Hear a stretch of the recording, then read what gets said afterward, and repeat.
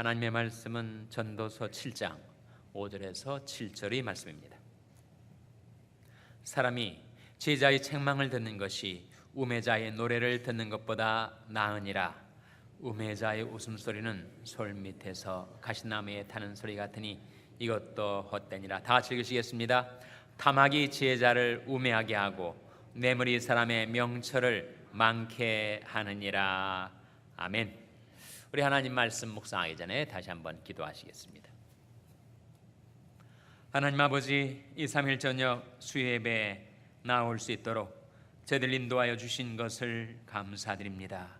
거룩하시고 자비로우신 하나님, 저희들이 이 모습 이대로 하나님 앞에 나왔사오니 저희들이 모든 추악하고 더러운 죄악과 허물들은 예수님의 흘리신 십자가의 보배 피로 저희들을 씻어 정케하여 주시고 저희들이 정결한 마음에 신령한 것이 비춰져서 하나님의 말씀을 깨닫게 하여 주시옵소서. 주께서 저희들에게 무엇이라고 말씀하시든지 그대로 잘 듣고 청종하고 그 말씀 따라 살아갈 수 있도록 하나님께서 저희들을 깨우쳐 주시고 돌이켜 주시고 이끌어 주시옵소서. 모든 것 감사드리며 예수님의 이름으로 기도하옵나이다. 아멘. 할렐루야. 서로에게 평강의 복을 기원하는 마음으로 샬롬 인사 나누시기 바랍니다. 샬롬. 샬롬. 우리가 신앙생활을 하다 보면 책망을 받을 때가 있죠. 그런가 하면 책망이 반대말이 뭘까요? 책망이 반대말? 칭찬을 받을 때도 있습니다. 그 사람인 그 두 가지가 꼭 함께 필요한 것이 아닌가. 이 MBA를 하는 사람, Master of Business Administration, MBA 학위를 한 사람들이 꼭 한 번은 읽어보는 아주 짧은 경영학계의 고전적인 명저가 있는데 그것이 바로 One Minute Manager라는 책이에요. 1분 경영자, 그렇게 번역을 할 수 있겠죠. 아주 베스트셀러입니다. 그 내용은 간단해요. 작은 사업을 경영하든지 대기업을 경영하든지 모든 경영자, 매니저에게 필요한 것이 세 가지다. 하나는 one minute goal, 1분간을 들여서 내가 하려는 일의 골이 무엇인가, 목표가 무엇인가를 발견하는 것. 그 다음에는 자기가 매니지하는 사람들, 경영자면 자기를 따르는 사업상의 동료들 또 부하 직원들이 있지 않겠어요? 그 사람들을 그 목표를 향해서 이끌어가는데 그 경영자에게 매니저에게 필요한 것이 one minute reprimand, 1분간 책망하고 one minute praising, 1분간 칭찬하는 거다. 그것이 그 책의 요점이에요. 그러니까 매니저에게 필요한 것은 항상 무슨 일을 하든지 일의 골이 뭐냐, 그걸 1분간 생각을 해서 목표를 설정하는 것. 목표 없이 어떻게 매니저를 할 수 있겠는가? 목표가 없는데 어디로 도대체 사람들을 이끌어 가려 하는가? 지도자에게는 항상 골이 필요하고 그러나 크고 작은 모든 일에 그 목표 설정이 필요해서 아무리 분주하고 바빠도 1분간 시간을 들여서 이 프로젝트는 내가 뭐 하려고 하는 건가? 그거를 생각해 보고 그 고를 향해서 자기 직장 동료들과 함께 나갈 때 매니저는 경영은 함께하는 사람들에게 꼭 잘한 것 있으면 1분간 들여서 praising, 칭찬해주고 잘못한 것, 고쳐야 할 것 있으면 1분간 시간을 들여서 reprimand, 책망하라 하는 거예요. 여러분이 다 그런 매니저 아니십니까? 하시는 비즈니스의 매니저시고, 가정에서도 또 매니저 아니세요? 교회에서도 구역장이시든 선교회 임원이시든 또는 부서의 일꾼이든 다 일정 분량의 매니저의 일을 하고 계신데, 그 일을 할 때 항상 골이 무엇인가, 또 그 골을 향해 나갈 때 잘한 사람 꼭 칭찬해주고, 또 고쳐야 할 것 있으면 책망해주고, 1 minute goal, 1 minute reprimand, 1 minute praising을 하는 것이 성공하는 경영인 매니저의 공통적인 특징이다. 뭐 그런 내용이 담겨져 있습니다. 우리에게도 그 두 가지가 필요해요. 하나님께서 때로는 우리를 칭찬해 주시고 격려해 주십니다. 그런가 하면 때로는 고쳐야 할 것을 지적해 주시고 책망해 주시죠. 우리 아이들을 양육할 때도 우리 아이들 칭찬만 해서는 안 되고 책망이 필요하고, 또 책망만 하면 아이들이 주눅이 듭니다. 아이들이 사기가 꺾이고 나는 안 돼, 나는 아무짝에도 쓸모없는 놈이야, 이렇게 아이들이 아무런 의욕을 갖지 못한다면 그건 문제죠. 칭찬과 격려가 꼭 필요합니다. 몇 년 전에 한국 사회를 떠들썩하게 만들었던 신창원이라는 사람이, 내가 이런 시대의 흉악범으로 된 것은 자기가 초등학교 시절에 학교를 갔는데 선생님이 너 학비 육성회비인가요? 너 돈도 안 가져온 놈이 뭐하러 학교에 왔어? 라고 하는 그 한마디가 비수처럼 자기 마음에 꽂혀가지고 자기가 그런 흉악범이 됐다는 거예요. 만일 그 선생님이 자기 머리를 쓰다주면서 너는 잘 될 거야, 이렇게 격려를 해 주었더라면 자기가 오늘날 이 모양 이 꼴이 되지 않았을 거다, 그런 말을 한 바가 있습니다. 칭찬은 모두 춤추게 한다고요? 모두 춤추게 해요? 고래도 춤추게 한다, 그런 말이 있습니다. 사람 칭찬을 들으면 아주 큰 용기를 얻게 되죠. 그래서 남편과 아내 사이에서도 항상 지적만 하지 마시고 칭찬을 좀 해주세요. 칭찬을 하면 사람이 자존감을 회복하고 용기와 사기를 회복해서 정말 성공적인 인생을 살아갈 수가 있는데, 계속 책망만 하고 지적만 하면은 아주 사기가 꺾이고 주눅이 들어서 나는 아무것도 할 수 없는 자야라고 이렇게 자학하고 비하하게 된다는 거죠. 칭찬이 필요한데, 격려가 필요한데, 이 칭찬하고 아첨하고 어떻게 다르죠? 칭찬하고 아첨이 어떻게 달라요? 칭찬은 꼭 필요한 것이지만 아첨은 사람을 그물에 걸려 넘어지게 만드는 겁니다. 잠언 29장 5절 말씀 한번 보시기 바랍니다. 잠언 29장 5절. 잠언 29장 5절 말씀은 구약성경 943면이죠. 잠언 29장 5절 말씀.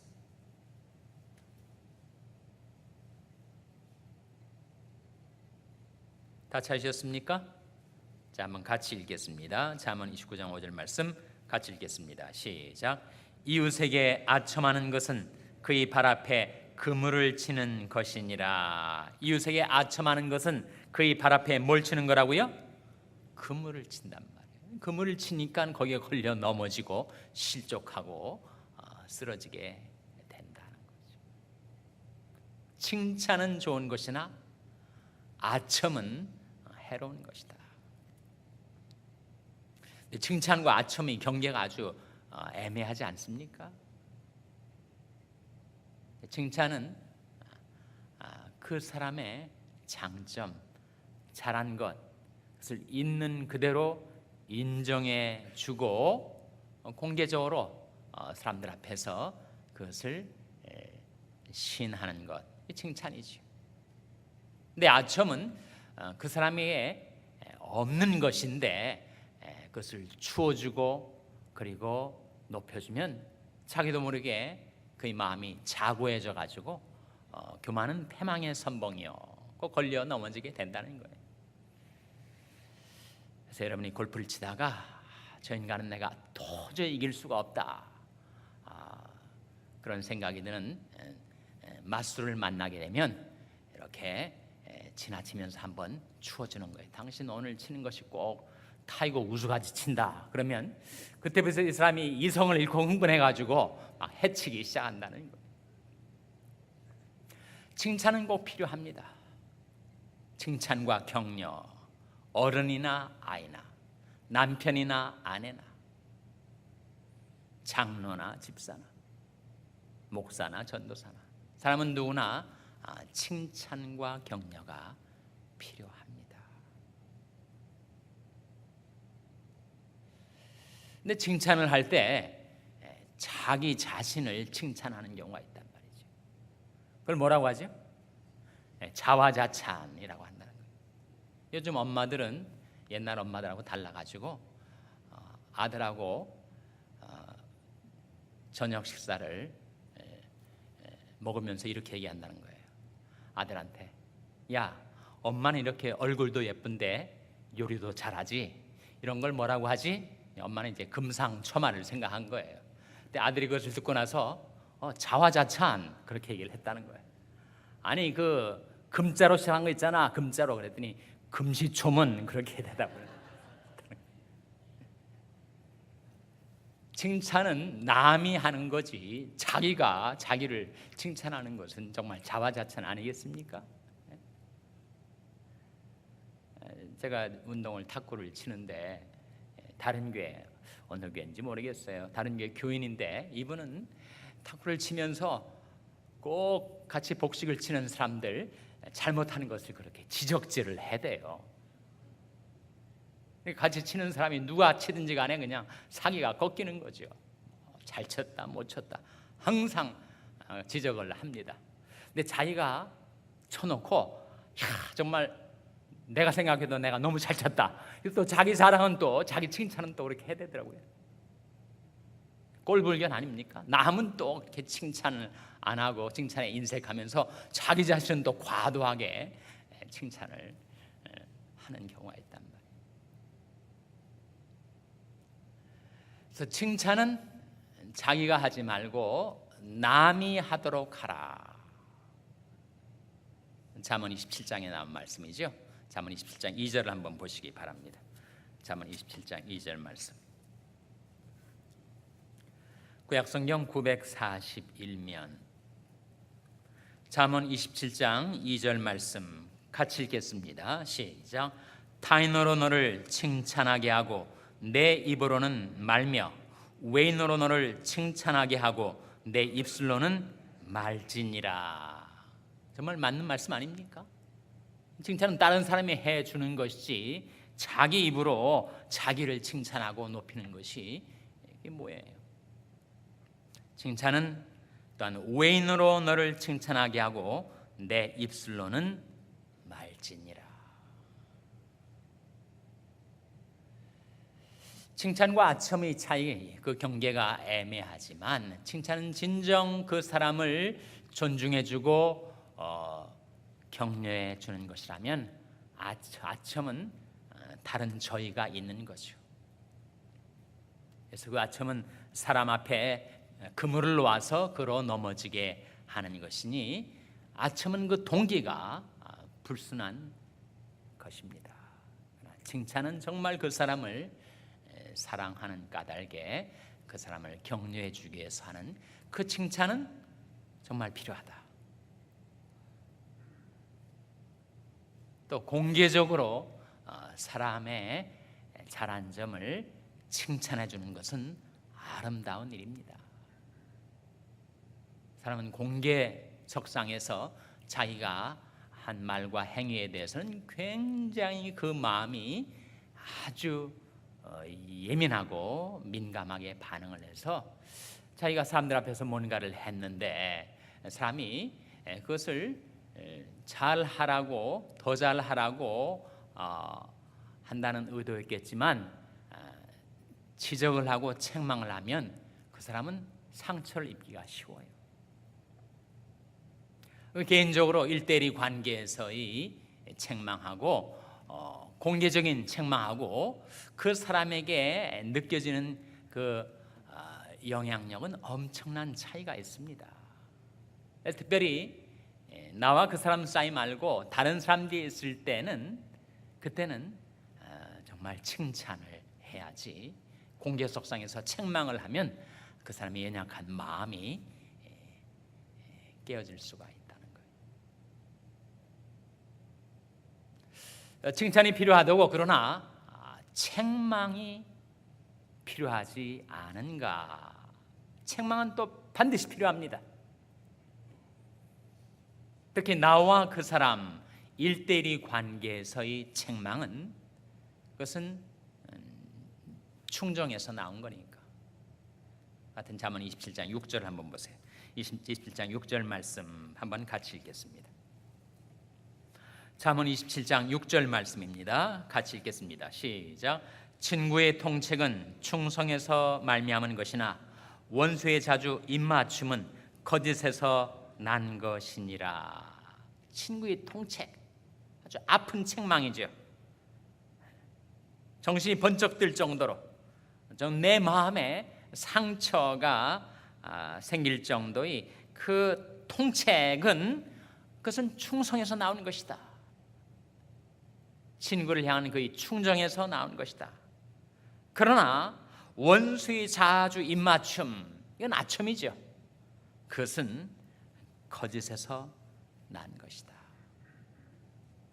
그래서 우리에게 칭찬도 필요하고 책망도 필요하지만 정말 우리에게 책망을 받을 수 있는 마음이 있다면 그 준비된 마음 속에 주어지는 그 책망은 너무나도 보배로운 것입니다. 사람마다 셀프 이스팀, 자존감이 약해가지고 책망을 받기가 어려워요. 강단에서 하나님의 말씀을 전할 때에도 혹시 이 말씀이 교인들의 연약하고 민감한 그 마음에 상처기를 내지 않을까 걱정부터 앞서게 되면 말씀을 전하는 것이 대단히 제약을 받습니다.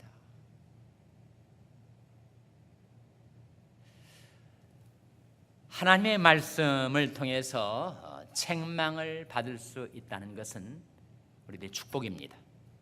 하나님께서 우리에게 성경책을 주셨을 때 성경책을 주신 4가지 목적이 있었는데 첫 번째가 교훈, 두 번째가 뭐라고 했습니까? 책망이었으니까. 모든 성경은 하나님의 감동으로 되는 것으로 교훈과 책망과 바르게 함과 의로 교육하기에 유익하니. 말씀을 통해서 내가 책망을 들을 수가 있다는 것, 그것은 내가 지금 은혜를 받고 있다는 증표고, 하나님의 말씀을 달게 그 책망을 받을 수 있는 그 믿음은 성숙한 믿음이죠. 근데 하나님의 말씀이 꼭 강단에서 우리가 청중으로 모였을 때만 우리에게 말씀이 들려오는가? 그렇지 않다는 거예요. 가정에서도 아내 입을 통하여, 남편의 입을 통하여, 심지어 자식들의 입을 통하여 하나님의 말씀이 내게 다가올 때가 있다는 거예요.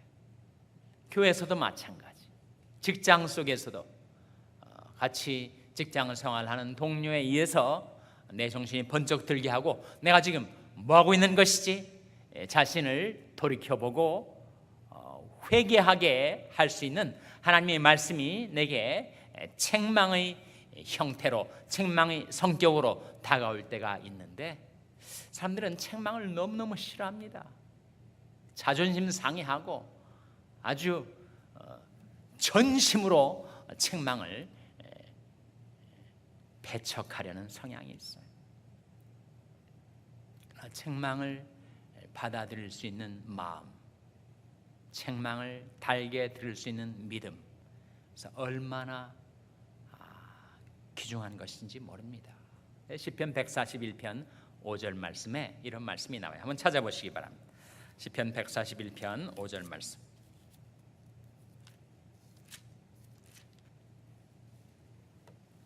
구약성경 905면 시편 141편 5절 말씀 우리 찾아서 같이 읽겠습니다.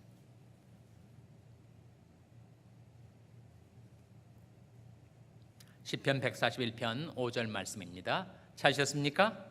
네, 같이 읽겠습니다. 시작. 의인이 나를 칠지라도 은혜로 여기며 책망할지라도 머리에 기름같이 여겨서 내 머리가 이를 거절치 아니할지라. 저희 재난 중에라도 내가 항상 기도하리로다. 만일 우리가 이런 마음 갖고 사랑한다면 우리는 얼마나 성숙한 신앙 인격을 갖추게 될 것인가. 의인이 나를 칠지라도 내가 오히려 뭐로 여긴다고요?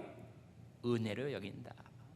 누군가 나를 책망할 때 그것을 은혜로 여길 수 있는 마음이 얼마나 어려운 마음입니까?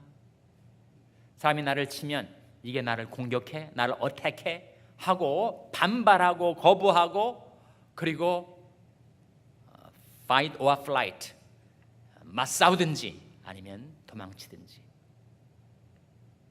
그것이 우리 통상적인 반응인데 의인이 나를 칠지라도 내가 오히려 은혜로 여기고 그리고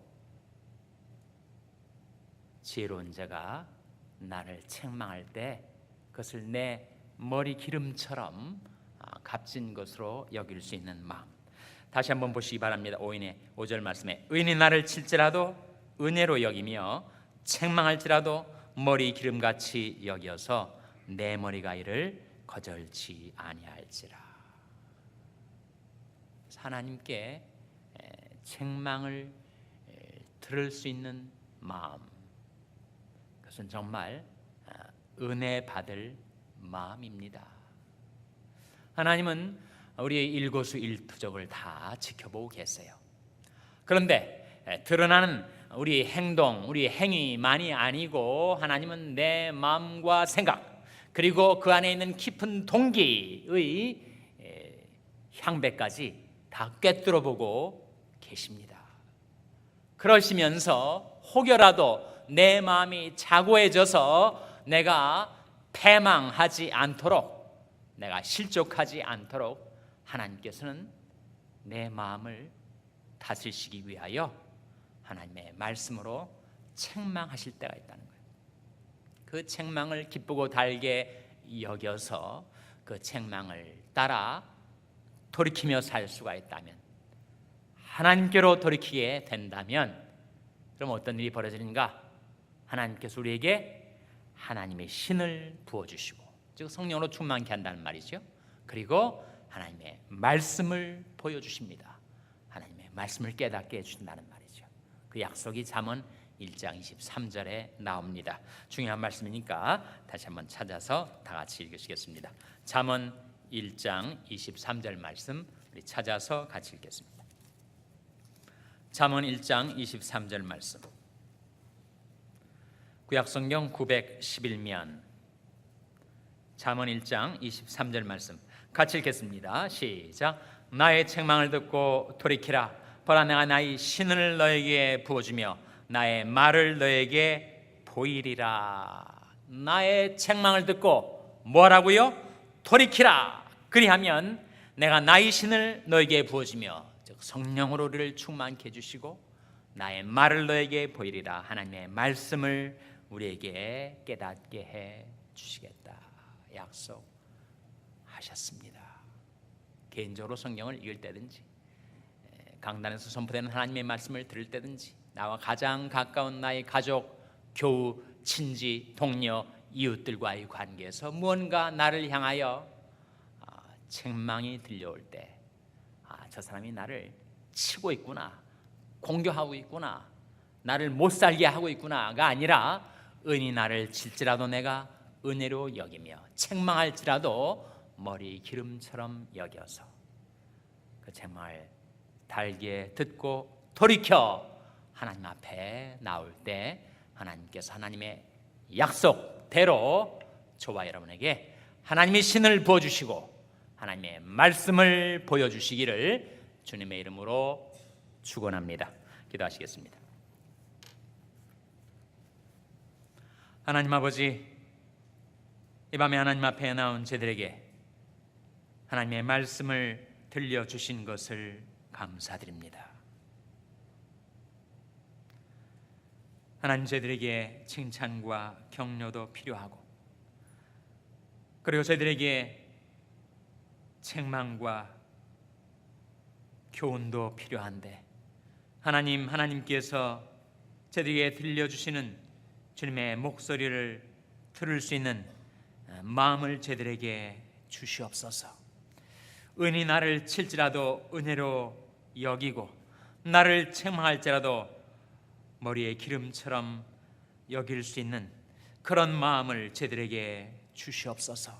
하나님께서 여러 통로를 통하여 저희들에게 말씀하시고 책망하실 때, 그 책망을 따라 하나님께로 돌이켜 살겠사오니, 약속하신 말씀대로 저희들에게 하나님의 신을 부어주시고 하나님의 말씀을 보여주시옵소서. 모든 것 감사드리며 예수님의 이름으로 기도하옵나이다. 아멘.